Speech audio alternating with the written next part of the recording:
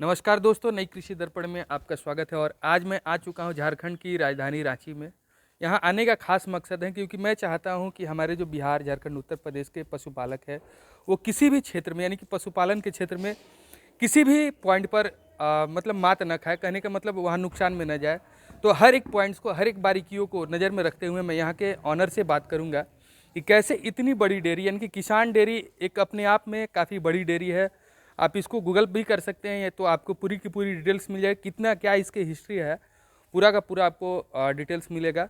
तो मैं अभी किसान डेयरी के पास आ चुका हूँ और यहाँ के ऑनर से अंदर जाके बात करेंगे कि किस तरह से मैनेज करते हैं। और इसके पहले मैं आपको आपके इस फार्म को भी दिखा दूंगा कि कैसे यहाँ का दूध सेल होता है, गोबर का निस्तारण कैसे मतलब कहाँ किया जाता है, हर एक चीज़ प्रोडक्ट जो भी चीज़ें हर एक चीज़ का यूज हो जाता है।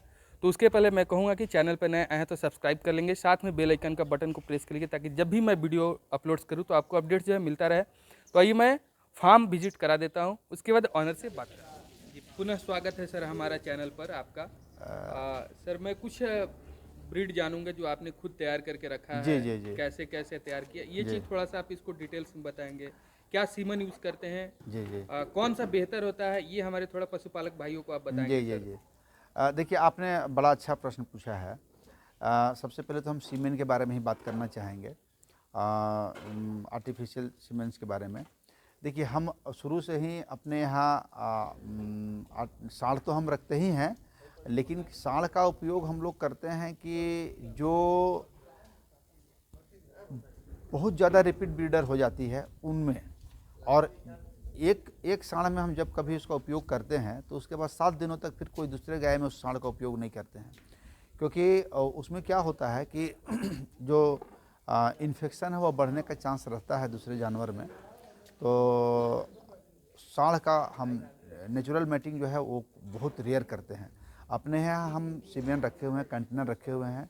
हम एनडीडीबी का डेनमार्क जो है वो एचएफ वही सीमेंट हम उपयोग में लाते हैं। और उससे क्या है कि जो दूध की उत्पादन क्षमता है, जो बछिया पैदा होती है उसमें दूध की उत्पादन क्षमता कम से कम 16 लीटर हमको मिल जाता है। और रही बात कुछ और नस्ल की, तो हम अपने यहाँ देखिए गिर गाय भी रखे हुए हैं। आप जो देख रहे हैं अभी, ये गिर गाय भी है। और ये अपने आप में काफ़ी गिर का काफ़ी अच्छा नस्ल है ये। और आज झारखंड में गिर गायों का कोई पालने का वैसा कोई ये नहीं है, लेकिन हम गिर भी रखे हुए हैं, हम साहिवाल भी रखे हुए हैं। और हम ये यहाँ ये दिखाना चाहते हैं कि देखिए ये सब जानवर भी यहाँ पर अच्छे से रह सकती है और अपना उत्पादन दे सकती है। चूँकि इन गायों का दूध जो है ना वो बाज़ार में बहुत महंगा बिकता है, 100 रुपये से ऊपर लीटर इन गायों का दूध का मूल्य है। तो आने वाले समय में हम इन गायों का संख्या भी धीरे धीरे बढ़ाएंगे। और हम बाहर से चाहेंगे कि जो जैसे गुजरात वगैरह में गिर का अच्छा कार्य हो रहा है, तो हम आने वाले दिनों में वहाँ से भी कुछ वहाँ से परचेज करके और अच्छे नस्ल की गाय मंगाएंगे और अपने यहाँ इसका भी उत्पादन करेंगे। और बछिया पालन करके गिर बछिया हम यहाँ के किसानों को उपलब्ध कराएंगे, ताकि वो, चूँकि ये देसी नस्ल है तो इसमें बीमारियाँ बहुत कम होती हैं। तो हमको ऐसा लगता है कि आने वाले दिनों में झारखंड में भी इसका अच्छा हम लोग कर पाएंगे और अच्छा करेंगे। कौन सा लैक्टेशन में है ये अभी? ये हमारे यहाँ सेकेंड बच्चा देने जा रही है। अच्छा। ये फर्स्ट जब थी तब हम इसे बाहर से ही मंगवाए थे। और अपने यहाँ देखिए ये अभी गाभिन हम किए, गाभिन करने के बाद यह बच्चा देने जा रही है और अभी 10-15 दिनों में ये बच्चा दे देगी। और हम समझते हैं कि पिछला जब बच्चा दी थी तो ये 8 लीटर तक दूध दी थी। और दूध तो इसका क्या कहना, इसका कोई जवाब नहीं है, बहुत लाजवाब दूध है इसका। और इस बार हमको लगता है कि कम से कम ये 12 लीटर दूध देगी। और अभी हम गुजरात वगैरह में इस तरह का गाय का तो 1 लाख से ऊपर मूल्य अभी है। चूँकि इस ब्रीड का थोड़ा मूल्य ज़्यादा रहता है, तो किसानों के लिए ये थोड़ा महंगा का सौदा होगा। लेकिन चूँकि दूध महंगा बिकेगा तो फिर किसान भी इस पर अपना पूंजी लगाएंगे।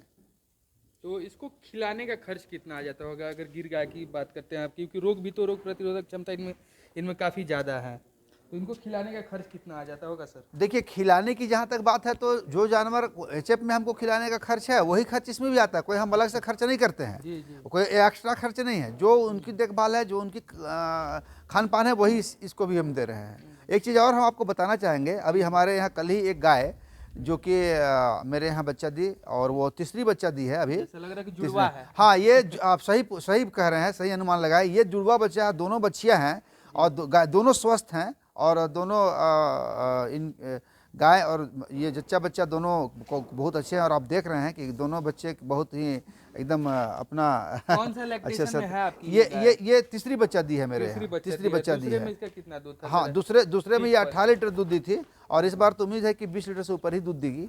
तो इस तरह का गाय का जो है प्राइस आपके एरिया में कितना हो जाता होगा? ये तो कम से कम अभी अभी आज के हिसाब से, बाजार मूल्य के हिसाब से 80-85 हज़ार रुपये इसका कम से कम मूल्य लगेगा। 80-85 हज़ार। जी जी जी।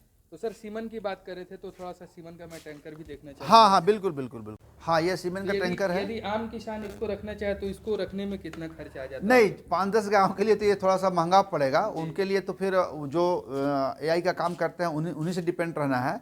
लेकिन जहाँ जैसे ही 30 गाय और 30 गाय से ऊपर हो जाती है, उनको कंटेनर, सीमेंट का कंटेनर अपने यहाँ रखना चाहिए, क्योंकि जब 30 गाय हो जाएगी तो कौन गाय कब हिट में आएगी ये तो उनको, किसान को तुरंत पता नहीं रहेगा। जी जी। तो जब अपने यहाँ उपलब्ध व्यवस्था रहेगा तो तुरंत एआई करा लेंगे। अब क्या है कि 5-10 गाय में अगर ये इस कार्य को करेंगे तो उनको ज़्यादा महंगा पड़ जाएगा। इसलिए 30 गाय जैसे ही किसान को हो, वो अपना कंटेनर रखे, अपना सीमेंट रखे, और अपने यहाँ जो स्टाफ हो उनको वो ट्रेनिंग देके प्रशिक्षित करके रखे और अपने से एआई कराएं, तो ज़्यादा हीट अच्छा में सर रहेगा। कितने दिनों पर आ जाना चाहिए? जैसे आज बच्चा देते तो कितने दिन के बाद हीट में आना चाहिए? देखिए, अगर गाय का स्वास्थ्य ठीक है तो गाय बच्चा देने के 45 दिन के बाद ही हीट में आ जाती है। लेकिन 45 दिन के बाद जब हीट में आए तो उसको एआई नहीं कराना चाहिए।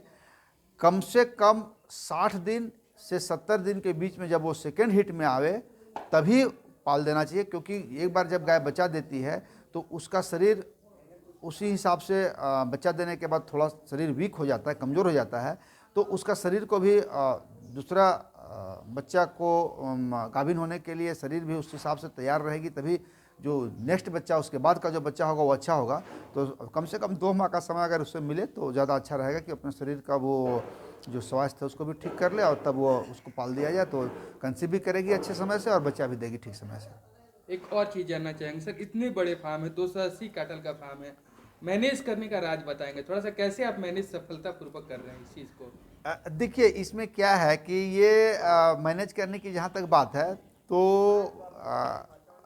हमें तो चूंकि इनकी सभी दिनचर्या पता है, अपना भी दिनचर्या पता है, तो जो दिनचर्या है वो दिनचर्या में हम लोग कभी कोई कमी नहीं करते हैं। और देखिए, इस सब कार्य में कहा जाता है कि मालिक का नज़र एक बार जरूर पड़ना चाहिए। तो अगर मालिक का नज़र एक बार इन कार्यों में पड़ेगा तो जो भी वर्कर हैं, कामकाजी जो काम कर रहे हैं उसमें, उनका भी ध्यान है कि भाई मालिक का नज़र पड़ता है, मालिक आते हैं। कभी कोई भी काम को अगर आप, चूँकि ये कच्चा व्यापार है, कच्चा धंधा है, तो इसमें आप इसको 2-4 दिन तक कहीं बाहर हैं, आप नहीं ध्यान दे रहे हैं तो वो दिक्कत है। तो अगर कभी उस तरह का स्थिति आती है कि हम लोग बाहर भी हैं तो हम लोग उस समय भी अपने आप को डेयरी फार्म से जुड़े रखते हैं, और अब सुबह का सुबह, शाम का शाम फीडबैक लेते रहते हैं, बातचीत करते रहते हैं लोगों से जो हमारे यहाँ पे देखभाल करने वाले लोग हैं, और उनको ये अनुभव आभास नहीं होने देते हैं कि मालिक बाहर हैं या किसान हमारे जो ये हैं वो बाहर हैं, और अपने हिसाब से उस कार्य को अपना देखते हैं। और जब एक रूटीन बन जाता है तो फिर आपको उसमें कहीं कोई दिक्कत नहीं आता है, सारा कुछ रूटीन वर्क के हिसाब से काम होता है, तो कहीं कोई दिक्कत नहीं है। तो ये सर मैं देख पा दीवार पे अंकित करके आपने रखा, टाइम टेबल भी अंकित करके रखा है ना इसमें दीवार पर? बिल्कुल, इनका दिनचर्या जो है ना वो हमारे यहाँ मेंटेन बिल्कुल होता है। और इनका दिनचर्या, चूँकि हमको हर चीज़ का इसमें इसलिए मेंटेन करना पड़ता है कि हमको दूध भी तो शहर भेजना है, हमको समय से खाना नहीं खिलाएंगे, समय से उसकी मिल्किंग नहीं कराएंगे तो शहर समय से दूध नहीं पहुंचेगा। तो समय से दूध नहीं पहुंचेगा तो फिर हमारे दूध को समय अगर यदि देर होगा तो फिर कोई लेना नहीं चाहेगा, और देर होगा तो दूध की गुणवत्ता भी खराब होगी। इसलिए उन सब बातों का हमें बिल्कुल ख्याल रहता है, और वो हम दिनचर्या को मेंटेन करते हैं। और जो दिनचर्या हमारा बना हुआ है उसमें हम कहीं कोई कंप्रोमाइज़ नहीं। और समस्या देखिए, लोग पानी को ऐसे ही बहा देते हैं, मतलब उसका उपयोग नहीं कर पाते हैं। तो आपके यहाँ मतलब उस पर क्या आपने बना रखा है, कहाँ उसका उपयोग करते हैं पानी का? देखिए, पशुपालन में पानी का उपयोग काफ़ी प्रचुर मात्रा में ज़रूरत पड़ता है इसका, क्योंकि इनको डेली नहलाना है। प्रतिदिन नहीं नहलाएंगे तो इनका स्वास्थ्य ठीक नहीं रहेगा। जब अति ठंड हो तभी हम लोग कभी कभी नहीं नहलाते हैं, नहीं तो अन्यथा तो इनको समझिए कि 300 दिन तो कम से कम नहलाना ही नहलाना है। तो डेयरी में पानी का जो उपयोग है ना बहुत है, और उपयोग है तो निश्चित रूप से पानी का उस तरह से निकास भी जो उपयोग किया हुआ पानी है उसका निकास भी है। जी जी। हमने उस पानी को कहीं बहाया नहीं है। हमने पहले भी कहा था कि कृषि और पशुपालन एक ही सिक्के के दो पहलू है।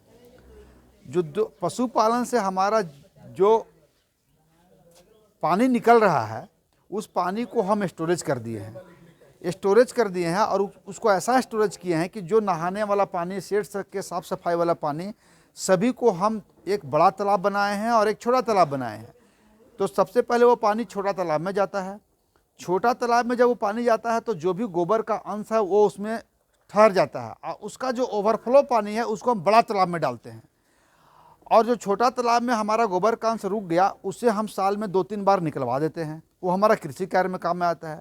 और जो उस छोटे वाले गड्ढे से ओवरफ्लाई पानी जो हमारा बड़ा वाला तालाब में जा रहा है उस तालाब का पानी को हम क्या करते हैं, सिंचाई में उपयोग करते हैं। लेकिन उस पानी से परमानेंट सिंचाई नहीं करते हैं।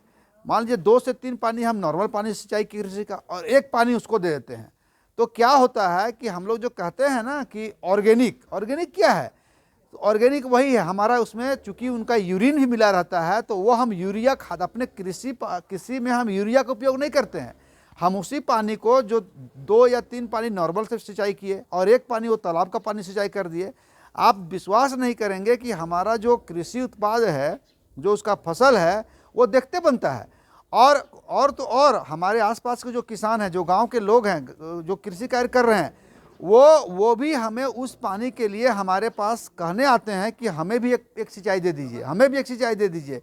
और हम क्या करते हैं कि उस समय हम ये करते हैं कि भाई हाँ किनको किस दिन देना है, किनको किस दिन देना है, हमारे यहाँ उसके लिए पैर भी आने लगता है। और अब क्या होता है कि उस पानी का उपयोग का भी हमारे पास कहीं कोई दिक्कत नहीं है और आराम से उस पानी का उपयोग हम लोग कृषि कार्य में कर रहे हैं और बहुत अच्छा कृषि का फसल हमारा। तो बछिया तैयार करने पर सर आपका क्या विचार है? बछिया तैयार करने में फ़ायदा है या नहीं है?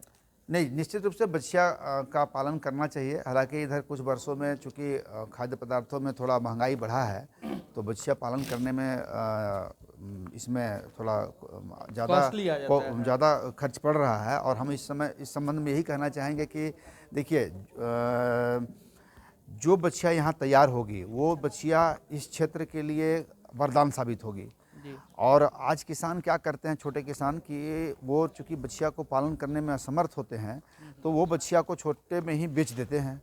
और हम इसमें सरकार से भी आग्रह करना चाहेंगे कि इसमें सरकार बछिया पालन के लिए कुछ ऐसी योजना लाएं और किसानों को उस योजना से लाभ पहुंचाया जाए, क्योंकि बछिया पालन इसके लिए वरदान, इस पशुपालन के लिए वरदान साबित होगा अगर सरकार इस पर कोई कदम उठाती है तो सर कितने लेबर हम रखें? यदि कोई व्यक्ति 10 गाय से शुरुआत करता है तो कितने लेबर रखना चाहिए? देखिए 10 से 15 गायों के लिए तो 1 लेबर काफ़ी है, 1 वर्कर उसको कर लेगा। लेकिन जैसे ही 15 से हम आगे बढ़ेंगे तो फिर हमको श्रमिक की संख्या बढ़ाना होगा। एक सर सबसे बड़ी हमारे बिहार, झारखंड में, उत्तर प्रदेश में हमने देखा है रिपीट ब्रीडर का। जी। तो रिपीट ब्रीडर के बारे में मतलब कैसे उससे बचे? सबसे बड़ी समस्या है। जी, आपने बड़ी अच्छा प्रश्न किया है कि रिपीट ब्रीडर जो डेयरी को लॉस में ला देता है। जी, जो गाय समय से पाल नहीं रखती है। हाँ। उसके 2-3 मुख्य कारण हैं। पहला कारण कि दुधारू जानवर को हरा चारा जरूर उपलब्ध कराना चाहिए किसानों को, और जहाँ हरा चारा उपलब्ध नहीं होता है वहाँ पर ये समस्या जरूर आती है। और हम किसानों को यही सलाह देना चाहेंगे और हम भी अपने बारे में बताना चाहेंगे कि जहाँ हरा चारा नहीं है वहाँ मिनरल्स पाउडर जो है, बाज़ार में 2-4 कंपनियां का बढ़िया मिनरल्स पाउडर उपलब्ध है, उनको आप 365 दिन दें। कभी भी मिनरल्स पाउडर को आप बंद मत करें, क्योंकि दुधारू जानवर अगर आप रोज़ दिन उससे दूध ले रहे हैं तो कैल्शियम और मिनरल्स पाउडर उसको देना ही पड़ेगा। मिनरल्स पाउडर अगर आप देंगे तो समय से वो हिट में आएगी और तब पाल रखेगी। आपके मतलब फीड मैनेजमेंट में कैसे प्रिपेयर किया था, कैसे तैयार किया था, ये थोड़ा सा बताएंगे आप? देखिए गायों की खाद्य पदार्थ की जहाँ तक बात है तो झारखंड में हम लोग रह रहे हैं और झारखंड में गायों की खाद्य पदार्थ तो अगर देखा जाए तो सिर्फ मक्का उपलब्ध है, वो भी कुछ ही मात्रा में उपलब्ध है। बाकी जितने भी खाद्य पदार्थ है, चाहे वो सूखा चारा हो, चाहे वो बादाम का खल्ली हो, अरहर का चुन्नी हो, मसूर का चुन्नी हो, सरसों का खल्ली हो, सभी चीज़ें वो बाहर प्रदेश से आता है और हम लोग राजस्थान से, महाराष्ट्र से, पंजाब हरियाणा से और हमारा बिहार से इन सब पदार्थों का हम आयात करते हैं। और अपने यहाँ चूँकि जानवरों की संख्या ज़्यादा है तो हम ट्रक से ही सब मंगवाते हैं। और चूँकि ट्रक से मंगवाने में हमें निश्चित रूप से बाज़ार भाव से थोड़ा कुछ कम में उपलब्ध हो जाता है, तो इसका फ़ायदा हम यहाँ के जो हमसे किसान जुड़ के चल रहे हैं उसको भी हम पहुँचाते हैं। उन्हें भी हम सही मूल्य पर सामान उपलब्ध करा देते हैं और तब वो भी चूँकि उत्पादन लागत यदि कम आता है तो वो हम लोग बाज़ार में टिके हुए हैं, पशुपालन का कार्य कर पा रहे हैं। तो क्या क्या मतलब इनको खिलाते हैं आप, कितनी मात्रा में देते हैं, एक उसका रेशियो बताएंगे? बिल्कुल बिल्कुल, जो भी दुधारू जानवर है उनका एक रेशियो है खान पान का, कि इसमें हम लोग जो एक मुख्य रूप से जो हम मानते हैं उसमें है कि यदि कोई जानवर हमारे पास 14 लीटर दूध दे रही है तो अगर 14 लीटर दूध दे रही है तो उसको हम आधा कर देते हैं, 7, 14 का आधा 7, तो 7 मतलब अगर 14 लीटर दूध दे रही है तो हम 7 केजी उसको देंगे दूध के लिए और 2 केजी अलग से देंगे बॉडी मेंटेनेंस के लिए, तो 7 और 2 9 केजी। यदि कोई 16 लीटर दूध दे रही है तो 16 का आधा 8 करेंगे और 2 केजी बॉडी मेंटेनेंस के लिए, 8 और 2 10 केजी। तो अगर 14 दे रही है तो 9 केजी, यदि 16 दे रही है तो 10 केजी। यही इसका एक आधार है और इसका कोई ये नहीं है। अब रही बात कि जैसे अगर हमको मान लीजिए कि कोई जानवर छोटी है और 14 लीटर दूध दे रही है तो उसको थोड़ा हम कम भी देंगे, और कोई जानवर अगर मान लीजिए शरीर से बड़ी है और अगर 14 ही लीटर दूध दे रही है तो उसका हमको थोड़ा सा बढ़ाना पड़ेगा। अपने आप ये अनुभव आ जाता है किसान में कि हम किस जानवर को कितना पूरक आहार देवें। तो सर स्ट्रक्चर की बात करते हैं, कितनी जगह मतलब सफिशिएंट होना चाहिए एक गाय को रखने के लिए सर, और लंबाई चौड़ाई थोड़ा सा बताएं? हाँ देखिए, जो शेड की जहाँ तक बात, ऐसे एक गाय को तो मान लीजिए कि 5 फीट बाई 8 फीट जगह मिले तो काम चल जाएगा, लेकिन जो शेड बनेगा वो थोड़ा और इससे थोड़ा और स्पेशियस होना चाहिए और जगह इससे थोड़ा बड़ा होना चाहिए, क्योंकि उसका गोबर है, उसका जो पेशाब करेगी वो है, वह नाली है। तो शेड की चौड़ाई कम से कम जो माथा से पूंछ के तरफ जो हो वो करीब करीब 12 फीट हो, और दायां बायां की जो चौड़ाई हो वो कम से कम 5 फीट होना चाहिए एक जानवर के लिए। जी सर, और नाद का लंबाई चौड़ाई कैसा होना चाहिए? हाँ, नाद की जहाँ तक बात है तो जिस तरफ से हम गाय को बांधेंगे उस तरफ नाद का जो ऊंचाई हो वो दीवार का ऊंचाई 3 फीट हो, और जिस तरफ उसका बगल का जो दीवार होगा वो 3.5 फीट होना चाहिए, ताकि उसे खाने में आसानी हो। और आप देख रहे हैं कि मेरे यहाँ जो नाद जो बना हुआ है, इसे हम चाहेंगे कि इसे किसानों को इस चीज़ को आप दिखाएं कि किस तरह से नाद का आकार यहाँ बना हुआ है। इससे क्या होता है कि जो हम गायों को खाना देते हैं वो बर्बाद भी नहीं होता है और गायों को खाने में आसान भी है। एक तरफ देख रहे हैं कि एक तरफ नाद जो है वो का हाइट थोड़ा सा डाउन है और उस तरफ में थोड़ा ऊंचा है। इस तरफ से हम गाय बांधते हैं और सभी गायों को जो नाद है उसमें हम ग्रेनाइट लगवाए हुए हैं, ताकि उसमें कोई दाना वगैरह फंसे नहीं, चिकनापन रहे, गाय आराम से उसमें से खा लेती है, उचाट के साफ कर देती है। तो सर एक मैंने देखा है सर, इसमें आपने बाइफरकेशन नहीं किया, मतलब कि बंटवारा नहीं किया, तो ऐसा नहीं होता कि कोई गाय ज़्यादा खा लेती है, कोई गाय कम खा लेती है? हाँ, आपने अच्छा प्रश्न किया है और ये किसानों को भी इसके बारे में जानना चाहिए कि हमारा जो नाद बना हुआ है उसमें करीब करीब जो 5-5 गायों का नाद है, और उसमें जो 5 गाय बंधी है वो इक्विवेलेंट है, मतलब बराबर वाली है। उसमें से कहीं कोई ये नहीं कि कोई 10 लीटर वाली और कोई 16 लीटर वाली, ऐसा नहीं है। हमारा हर नाद में उसका कैटेगरी बना हुआ है और उसी हिसाब से सबको हम किए हुए हैं। और इंडिविजुअल करना संभव नहीं है, क्योंकि मान लीजिए कि इंडिविजुअल करेंगे तो सब में इंडिविजुअल पानी डालना होगा, इंडिविजुअल दाना डालना होगा, और इसमें क्या होगा कि हमको खाना पीना खिलाने से लेकर के साफ़ सफाई सभी में हमको सुविधा होता है। और सभी में नाद में हमारा छेद बना हुआ है, साफ़ सफाई के समय भी हम पूरे नाद के साथ सफाई करके उसको, चूँकि इसमें डेली साफ़ सफाई की भी ज़रूरत पड़ती है, इसलिए डेली साफ़ सफाई करते हैं। और इंडिविजुअल में क्या होगा कि इंडिविजुअल में डेली नाद, सभी नाद में हमको छेद करना होगा, और वो फिर संभव नहीं हो पाएगा, और अगर नहीं साफ बढ़िया से करेंगे तो वो बीमारी का फिर हमारे पास प्रकोप बढ़ेगा। जी सर, और लास्ट में मैं आना चाहूँगा, आपके यहाँ मैंने बहुत सारे अवार्ड्स देखे हैं रखा हुआ है, तो अवार्ड्स किस किस क्षेत्र में मिलेंगे, थोड़ा सा वो आप बताएंगे सर? हाँ देखिए, कृषि के क्षेत्र में भी हमें बहुत अवार्ड मिला है, पशुपालन के क्षेत्र में भी मिला है। हमने मुर्गी पालन का भी कार्य 5-10 वर्षों तक किया है, और इसमें हम लोगों का कृषि के क्षेत्र में कई मुख्यमंत्री से और कई राज्यपाल से, और पशुपालन के क्षेत्र में जो भारत सरकार का सबसे बड़ा जो अवार्ड है नेशनल डेयरी फार्मर अवार्ड, आप देख रहे होंगे कि वो भी हमें मिला हुआ है। फिर झारखंड सरकार के तरफ से हमें राज्य के युवा उद्यमी का पुरस्कार मिला है। और हमारे यहाँ बहुत से गण्यमान्य लोग, ऊंचे अधिकारी लोग और नेशनल डेयरी डेवलपमेंट बोर्ड के लोग आते रहते हैं और हमारे कार्य को देख करके काफ़ी प्रभावित होते हैं। और हम चाहेंगे कि इस तरह से और भी राज्य के युवा प्रभावित हों और इस कार्य को करें। जी सर, इतनी सारी जानकारियाँ सर दी, जो कि मैं समझता हूँ कि हमारे पशुपालक के लिए वरदान साबित होगा। इसके लिए सर बहुत बहुत धन्यवाद आपको। आपको भी हम चाहेंगे कि आपके माध्यम से अनेकानेक किसान लाभान्वित हों। धन्यवाद। जी, धन्यवाद।